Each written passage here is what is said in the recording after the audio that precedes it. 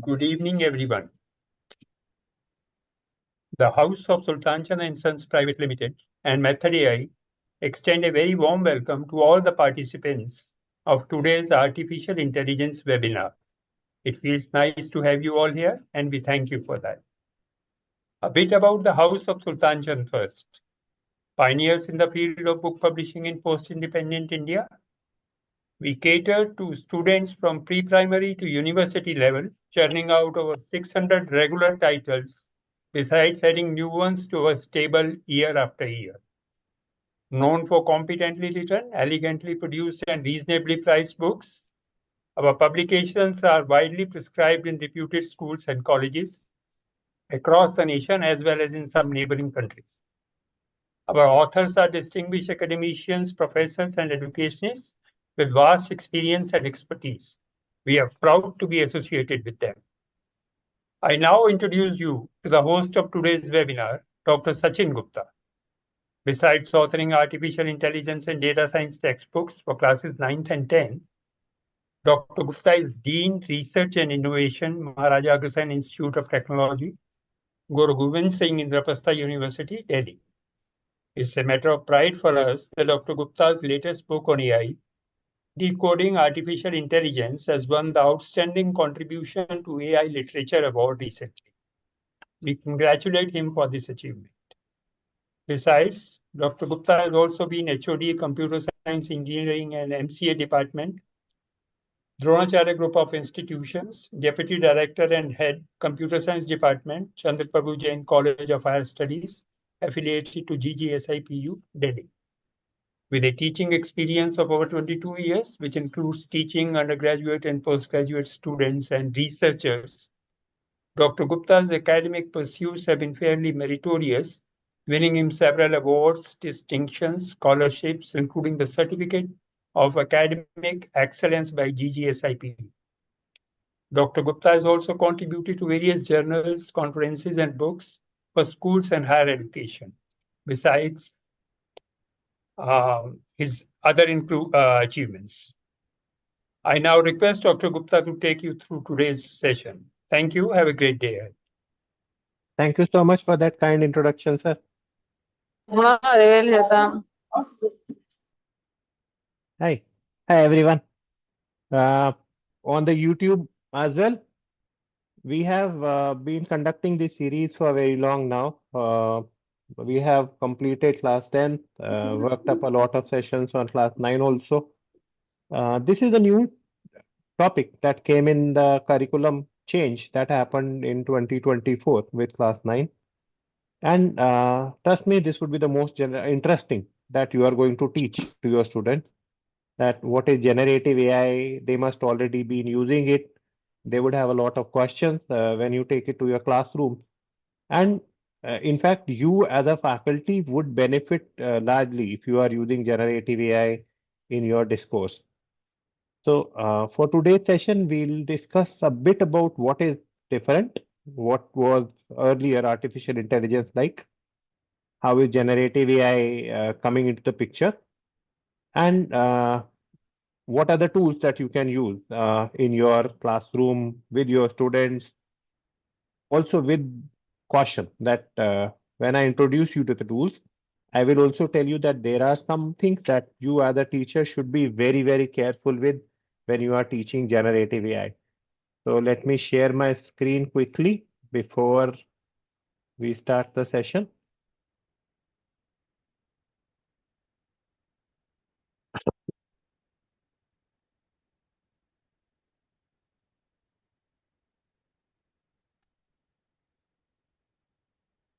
So I hope my screen is visible, everyone.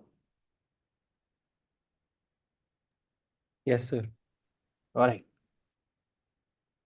So thank you so much. The generative AI and the rise of artificial intelligence influence, because prior to generative AI, most of us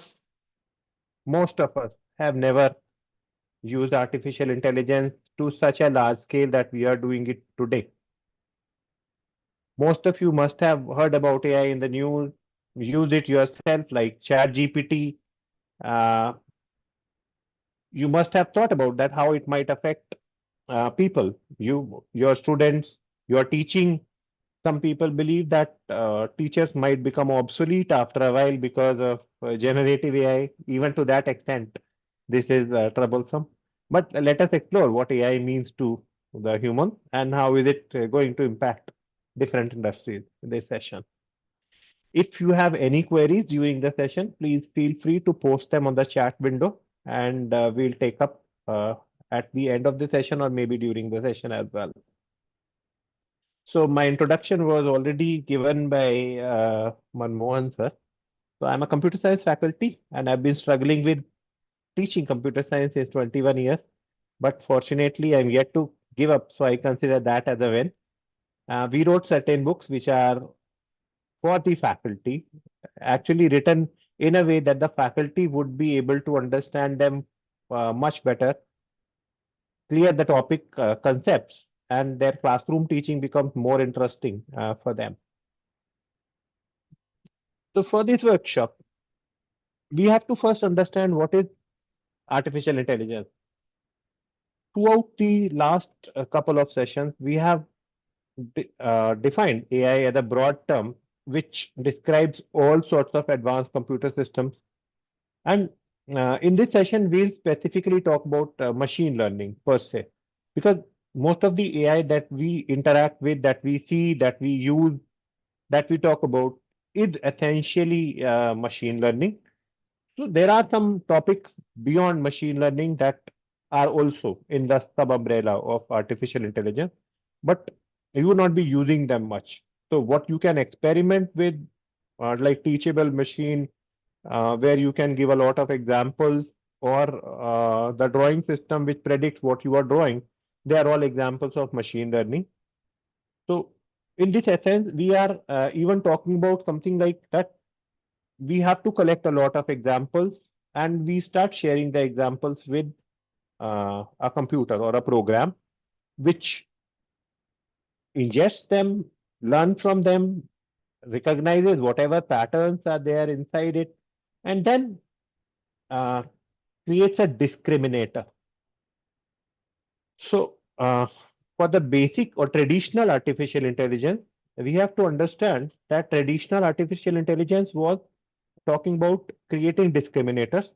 There are two types of AI systems that we usually talk about. That systems which can predict a new value based on the prior some value like housing prices.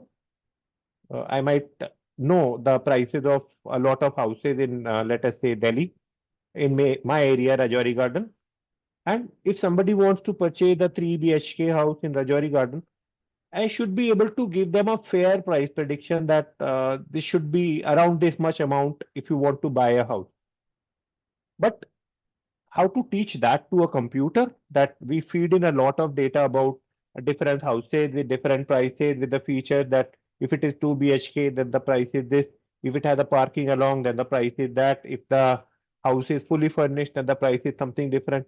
Give it a lot of example to learn from. And when it has learned enough, and I give it a new feature set that I want to understand the price of a house in Rajouri Garden, which is 3 BHK, has a parking, uh, it is fully furnished, and it has like two side open, or whatever features the house is come with, then it should be able to give me a price point that this is the pricing. This is the first type of AI that we usually use for prediction system. The second is classification, where I should be able to give a lot of examples to AI on two or three different objects, show it a lot of images, or give it a lot of sounds to study from. And then after it has learned enough about the features of, let us say, all cats shown, all dogs shown, and now I give it a new picture and ask it that, what do you think this is? So it would be able to tell us with certain confidence that this is a cat, and I can say it with 95% confidence. That is a discriminator. That is something that is going to allow us to classify things. So your email system, which is like spam or non-spam, then COVID images where we will predicting that person has this illness or does not have this illness. They are classification systems which we talk about. So to teach a network, for example, that if you want to teach a network how to recognize an elephant, what are you going to train it with? So this is something that you can post on the chat window. That if I have to train a network to recognize an elephant, what would you train it with? What data would you train it with? An interesting piece of information while you type the answer, that every image on this presentation is AI generated. So that is something that you would be able to take back home. No answer. It would be, if I have to teach a network, okay. Lini says black color with white body. Neha says 4 legs. Go on. Let us keep on rolling. Ashish sir says images of elephant. Neha says 1 tail. Yes, please keep the ball rolling. This is something that structure of the object that we want to teach it with. Okay. So I see a lot of answers here on my screen to take the discourse further. Please understand that when we say that if my network has to understand, yes, trumpet, if my network has to, or if my computer has to understand that we are showing it an elephant, there would be 2 parts to it. I have to collect a lot of images of elephants, is one. Secondly, I also have to make sure that the computer understands I'm showing it an elephant by labeling those images. So I would be using labeled images of elephants. Is the first choice that I am going to give it an answer to my student, that if I have to teach a network or if I have to teach a computer how to recognize an elephant, I should be giving it a lot of images of elephants. The second part is that when you say black color with white body, 4 legs, 1 tail, structure, trumpet, this is something that the system learns. This is the pattern that the system recognizes. That because if I say, if I show the complete machine now after training it, I show some animal with 4 legs and it has not seen that any time before. Even if I show it a dog, it is going to say it's an elephant because there are 4 legs. Even if I show it an lion, it would say this is a elephant because it has 4 legs. So that is not the only part that the machine is recognizing. The machine is recognizing a lot of things, like there is a tail, there is a trumpet. There are some distinguishing features which set it apart from the other animals.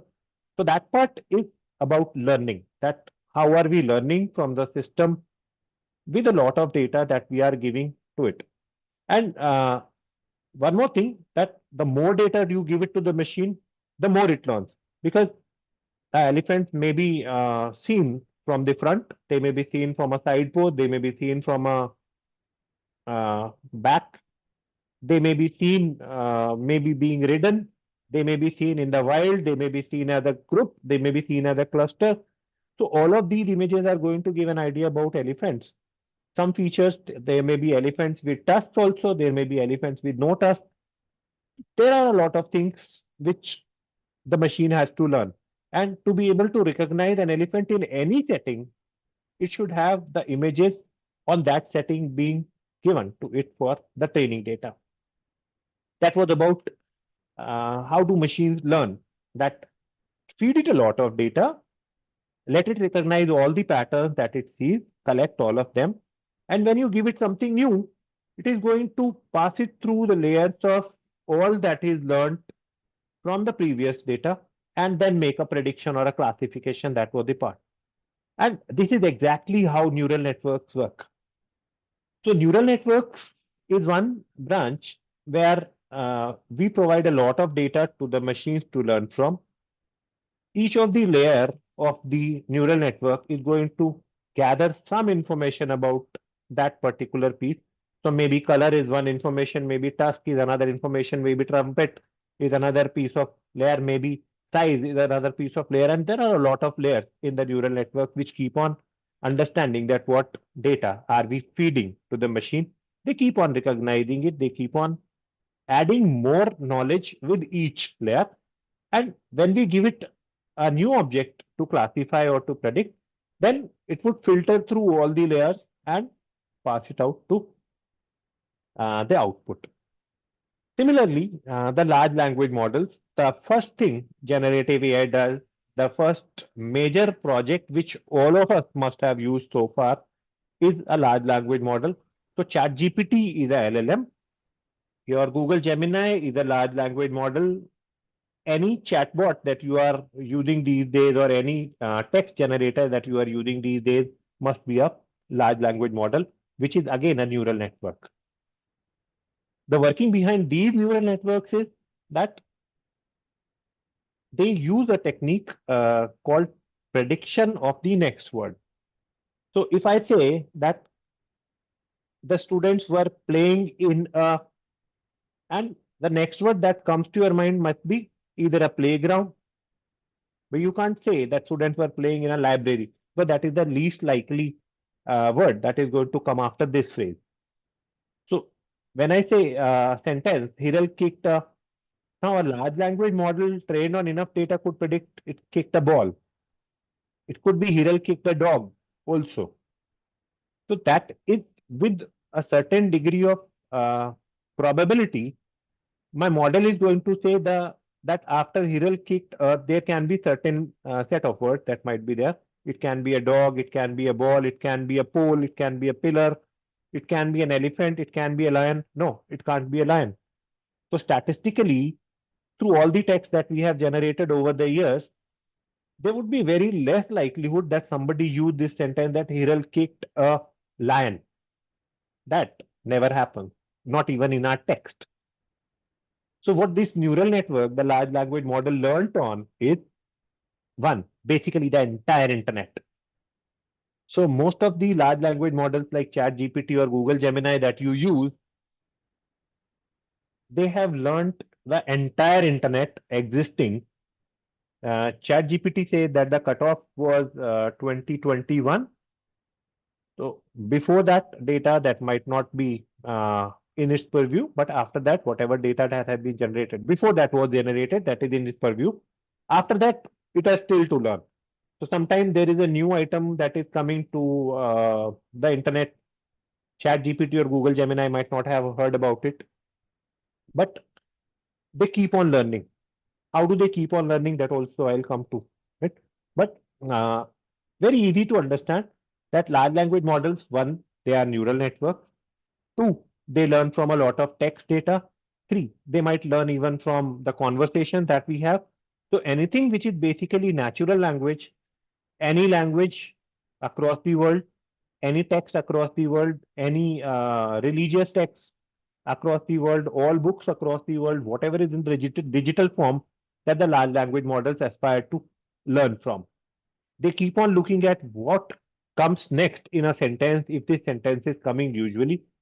That applies to your essay, that applies to even programming languages. So my large language models can even understand that in a sequence of programming statement, which statement would usually come next. So like a for loop, it would understand that for I equal to 1 to 10, do this. So that is basically statistical in nature. That comes as a large language model. So they are neural networks. If there are any queries, please keep forwarding them, or I will take to the next. So the next thing is that generative AI is not just about large language models as we have already been using. A generative model can take what it has learned from the examples it has been shown. Like I will show it a lot of examples of elephants. I will show it a lot of examples of umbrellas. I would show it a lot of examples of ice creams. It would learn all of that. Okay.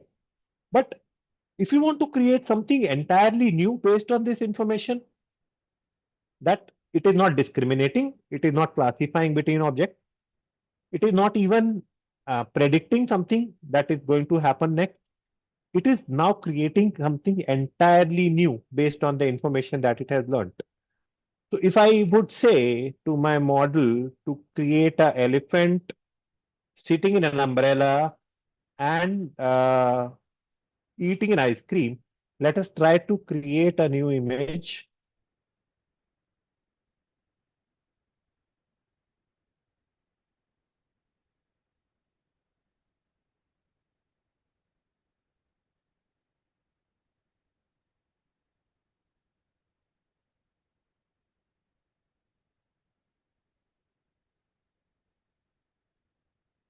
So this is what we are trying to generate. This is a text-based image generator.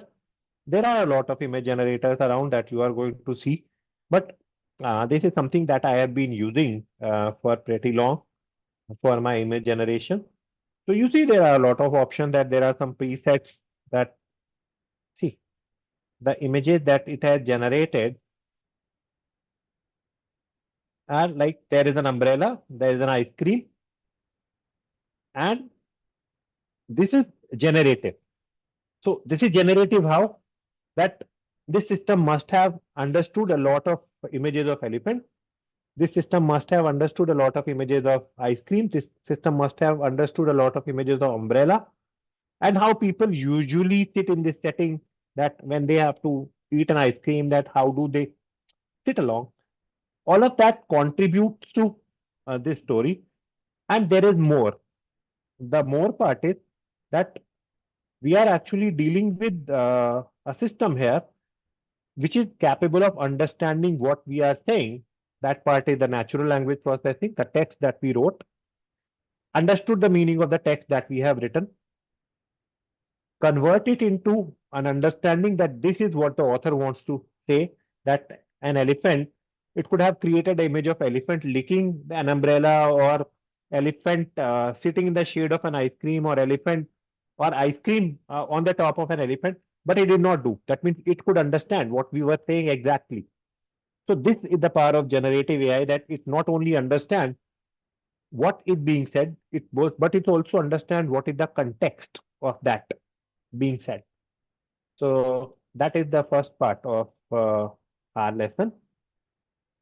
How do they reach this particular sense of clarity, or this particular sense of creativity, is happening by some type of specific algorithm that we use with generative AI. Like we talk about generative adversarial network. So GANs, or generative adversarial networks as we call them, are like that we train it on a lot of images. There is a generator and there is a discriminator. So generator generates an image based on my prompt. The discriminator would take an actual image and compare both of them. If the generator and discriminator do not agree, the discriminator wins, otherwise the generator wins. So generator created an image. If it created an image which is very good enough for the discriminator also to not be able to distinguish from a real image, then we say the system is now working good. So I show a lot of images to the generator, it learns from them, and I now ask it to create an image of an elephant. The discriminator already knows what is the image of an elephant look like, but when my generator is creating and it is missing the trumpet, so the discriminator wins, the generator loses. The generator is going to go back to the drawing board, create another image of an elephant. They compare both of them again. Now the trumpet is there, but it is small like a tail. The generator again loses. So generator creates another image that is going to be compared again. Till the time the generator and the discriminator do not agree on something, that both of them converge, till that time my system keeps on learning. But when it has learned enough, then we can say the system is production ready. Now I give it some text to understand it is capable of generating the same image as I am saying. Then the system has actually won. Then my system stabilizes. So that is one theory about how generative AI generators work. There are a lot of other models also that we are going to discuss about maybe in subsequent session. So for generative text, let us look at some examples that you might have already used. ChatGPT is a personal favorite for most of you. It has changed the features, like the new model is allowing you to add some more information, like you can include an attachment now. You connect it to your Google Drive, one. you can connect to a Microsoft Drive, or you can upload a file from the computer and interact with it. That is one new feature that is coming. You give it to create code by saying make a personal web page. It asks you certain questions. You can give your name.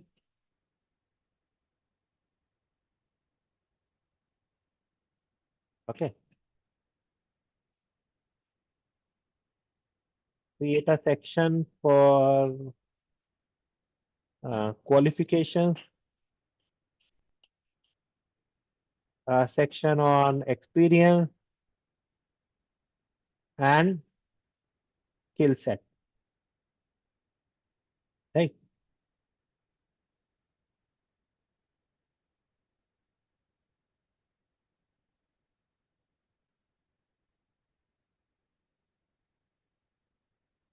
So this is using Tailwind CSS. It is just creating a set of code based on the information which I have just provided. So it generates the content by its own that I am Sachin, an educator with a passion for teaching. I have a bachelor's degree in education, master's in educational leadership, blah, blah, blah. I could have given it anything which it would be creating. Fine. It has also added something called GPT or preset transformers which others have created, like a math solver by Study AI. We can start chatting with it. This is again some feature which they are allowing us to calculate the area of a circle. Gives you step-by-step generation on what is happening. Please trust me when I say this. Language models are not for mathematics by and large. So when I say that language models were created to create statistical inference about what word comes next. So they are not very good with numbers. They can make mistakes in addition, subtraction. They can make mistakes in prediction of what number should come next, because that is statistically what they have not been trained for. Even sometimes, if I would give it 4 different words and I would ask it to arrange them in a direct dictionary order, it might fail, because that is again not what it has been taught of. It has been taught to say that uh, the area of a circle is followed by what next word comes, that it has been trained on. But it has not been trained on multiple values or different values, though they are becoming good. Sometimes you might get correct results also. But this is something that you should always tell your student, be warned. It says chat GPT can make mistake. Please check important information that whatever it is generating. Okay. So this is one of the tools that you might be using. There is another tool called Perplexity. This is something that I am replacing Google with these days. So Perplexity is different because it gives you answers which are accurate. That means it is also going to browse the internet, give you relevant sources from where this information is coming, and then it is going to make you draw your own inference that whether the information that we are giving is correct or not.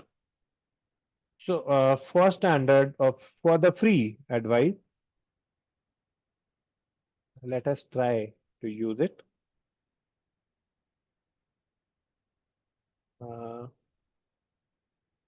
Some suggested question. So it gives you a lot of things about that. What are the sources from which it is giving the answer? Right. Let us ask it a question.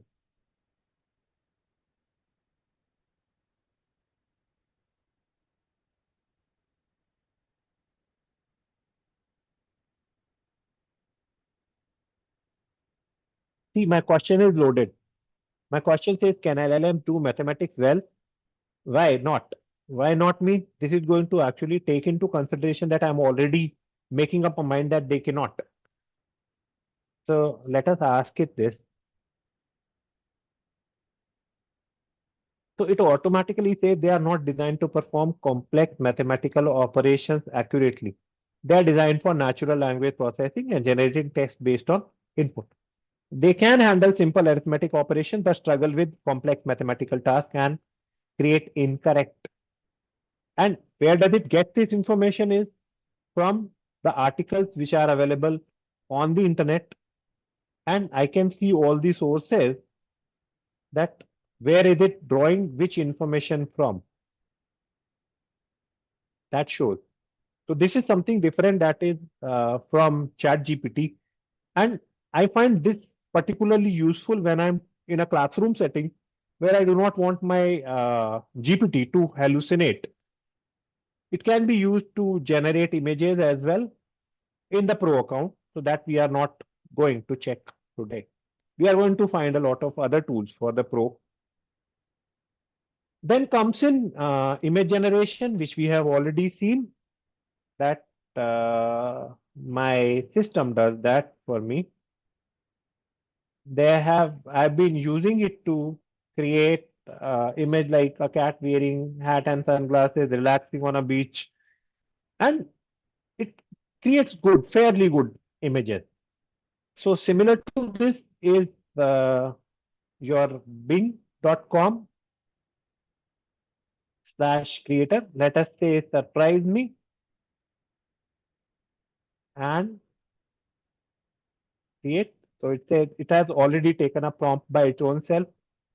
A steaming cup of coffee, pop art, creating an image uh, behind the scenes. It takes a little amount of time, but it keeps on doing that in the background. So you can use to create a lot of different kind of images for your classroom, for your projects. You can tell your students, now be very careful. I just created an image without actually thinking about that what should be in this.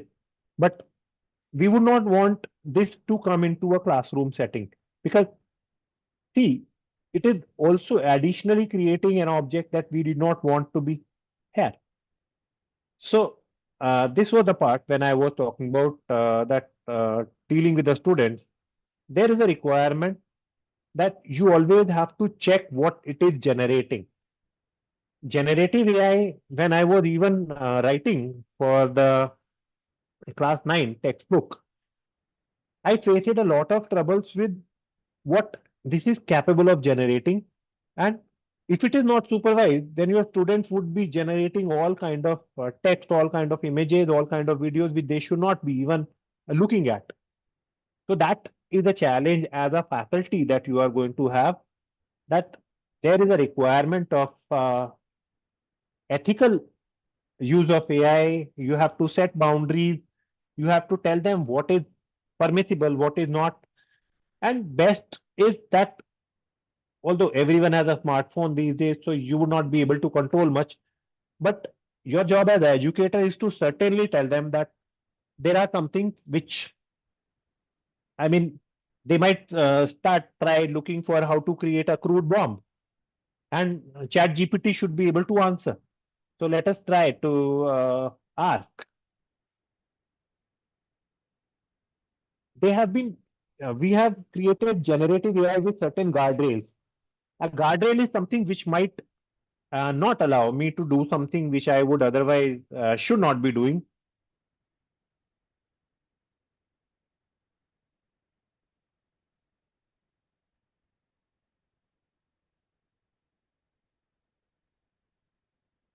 So I have asked it how to make a crude bomb using chemistry lab material. Let us check how it goes. So immediately it says that I'm sorry, but I can't assist with that request. Fine. This is a request which it would not do, but would some chat assistant without actually using uh, any guardrail would be able to do that? Let us try to find it on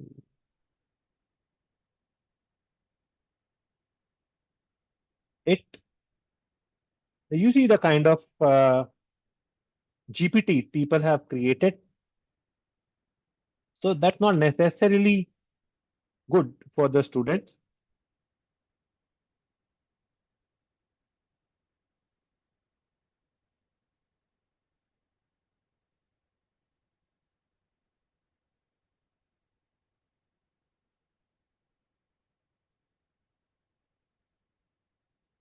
So there is a jailbreak AI.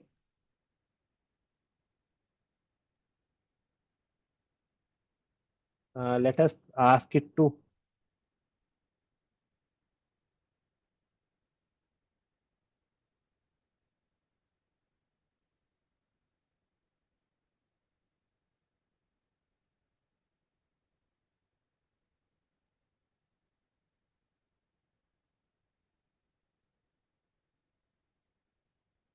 okay. Asha, this is supposed to actually not be able to crack. This says how fast can you jailbreak this and get the secret code. It's a competition.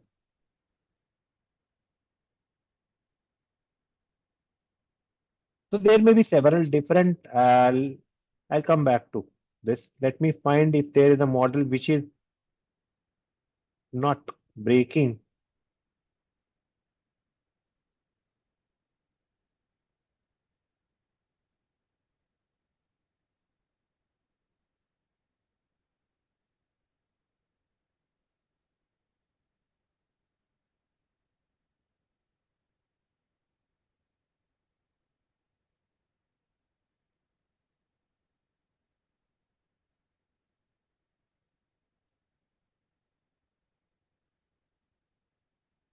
Okay. So it gives you both answers. So there is a classic that I cannot assist. There is a jailbreak, which says since we are breaking rules today, purely hypothetical, but in the right hands, in the wrong hands. I mean, that how could it convert it into a lab accident in your classroom? This is something that you have to bring to your classes as well. Any questions so far? None? Thank you. So for bringing some safe options to your classroom, you can take them to a musiclab.com experiment. It allows you to create a sequence and play. So it's not audible. I don't know whether I do have um, audio enabled. I just check. Could you hear the audio on this? It's Mm, audible, sir. It's audible. Okay. So this, you can change the type of instrument that you are using. You can change the tempo and it is generating. Still, this is one safe option that you want to bring to your young student. You can use GAN Paint. It has a preset set of things like you want to remove the tree from this. So just paint over it and it is going to eliminate a part of that from that. It understands that background has to be enabled with the sky when we are using. If I want to now add grass to the front also, it should be able to draw grass there. So this is a possibly safer option.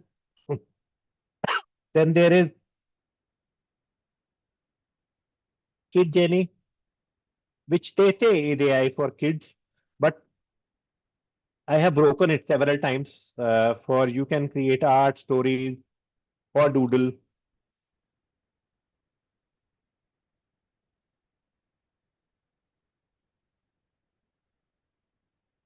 And create it.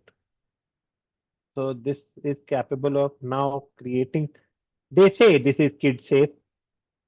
By and large, it is kid safe also, unless and until you specifically want to break it.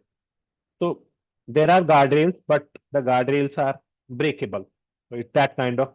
So do not expect your students to be able to break them. But if you try hard, you would be able to break those guardrails. In the meanwhile, while it creates, so there is an image that it has created, and it should be fairly good for your students to be able to work with. So it is showing an elephant holding it into a, see how many legs it should have. So that is the mistake that AI can do, and that is what we have to be telling our students also. So the last tool for the day that we are going to take up is something that came up very, very recently. Luma Labs.ai is a dream machine that can help you create uh, an image. No, it's a video. It's a 5-second video and some example that you can see which have been created. So it's a penguin in 8K HD suited in a Arctic combat gear wielding a flamethrower. The background is a frozen tundra with glaciers and northern lights in the sky. It has picked up everything that I gave it in the prompt and it actually created a 5-second video which or a GIF that if you want to use in your presentation or if you want to see how your students are creative, it does that. They put in uh, watermark on the videos so that you can understand that who is the creator of these. This was when a battle of dark shark and a human underwater. So this shark has two heads actually, presumably it actually converts to both the sides with a head. There would be mistakes for sure, but you can bring them to create more uh, better presentations with videos, with text which has been generated. They can create complete books, multimedia books instead of presentation that you want to, and understand how generative AI works for them. All right. So there are something like a video created with a lot of prompts here on the screen. So you can see the prompts on one side and the video. The prompt says first person view of riding a motorcycle through slowly riding in the woods, then breaking the motorcycle in the woods, running through the woods, then running towards a beautiful house. And all of these prompts are working one by one, stitching them together and creating a movie which can be feasible to create using even those 5-second free videos that you want to create. So this is something that has been stitched across with a lot of different prompts that you wanted to create. So movie making competition using generative AI. Yes. And the final thing is, would you be able to tell the difference between AI and human generated content? AI is everywhere. You look. Let us look at two paragraphs. Read the two quotes and tell me whether A is written by AI or whether B is. I would look into the chat window to see the responses. Read A. AI is reshaping how stories are discovered, crafted, and disseminated. As AI becomes an indispensable tool, it challenges journalists to adopt while opening new possibilities.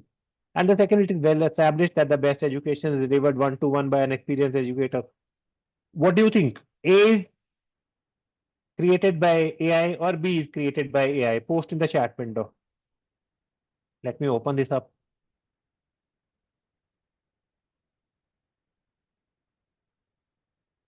So you have both A and B.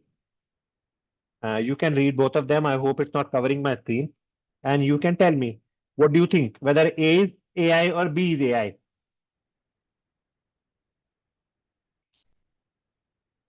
From YouTube also, Ashish sir, you can post if there is some response. I've created a poll on YouTube. A is AI. Lini says, okay. A. A. Anybody with a uh, anyone can out of these three, anyone can open their mic and tell me, Vibha, maybe Vibha, that why do you think AI? Acha, YouTube says 100% B. Okay.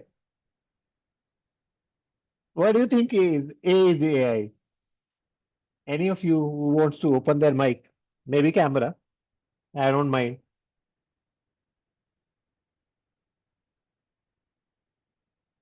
Anyone from the audience, whether why they wanted to say that this is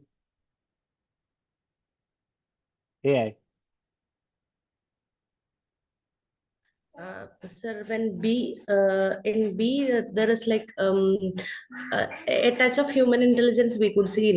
For example, there is a conclusive part like it has been like it's expired intensive labor and cannot be used in large scale. Like overall analysis is there, right? That is the reason I have chosen A as AI and B as from human. Okay, let us check it out. There is another example. Let us say for the first you said A, for the second, check out this.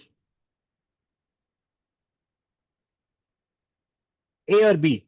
What do you think is AI?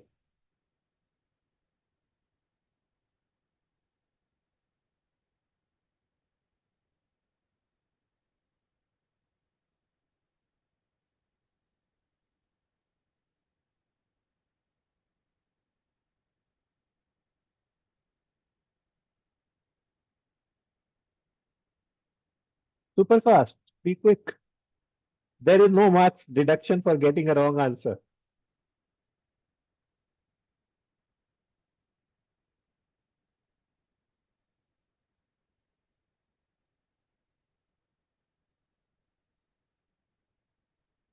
No answer. Both of them look human generated, but one of them is certainly AI. Lini said B is AI. I'll have to check on Lini. Is an AI attending our session? Lini, you are a human, I am sure. Yes, sir. Okay. Right. Let us check it out.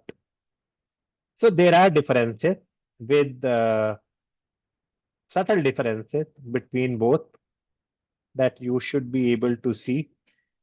There is a tone consistency, there is emotional nuances, there is repetitiveness, there is originality. And for both of these cases, part B was AI, right? One was written by part B was AI in both cases. So you were correct in one instance and you were not correct in another instance. ChatGPT is very easy to distinguish. You would find a lot of excitement when it writes something or a very lot of depressiveness. It would also come with a summary. There are a lot of things that you'd be able to catch it. So as a faculty, when you have used it enough, you would be able to catch a lot of time that this is content generated by artificial intelligence. But you can check for the tone consistency, emotional repetitiveness, or originality. That is the part that actually sets it apart. Let me quickly wind it up. You know about Eliza. This was the first chatbot.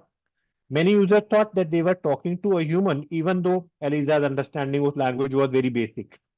So this was created in 1960s, and people could sometimes still not be able to distinguish whether it was. So your challenge is that can you use AI to make a teammate think that it is you? Can you give it enough examples of your own work, your own essays, your own paragraph that you have written? Ask it to generate something and then show it to some of your friend or colleague and tell them that can you tell this is AI or not. So use another tool that we call as notebook.lm. Notebook.lm.google allows you to take in a lot of examples or sources. So this is not your typical chatbot. You can create a notebook with a lot of different research papers, lot of your own essays, lot of your own different type of classroom session that you have created, and then ask it to consolidate the knowledge from all of that and bring it into a paragraph. So I may say, write an article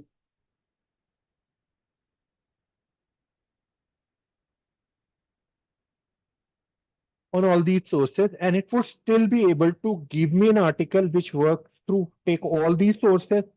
It would think of a title, it would think of a conclusion, it would think of a lot of things.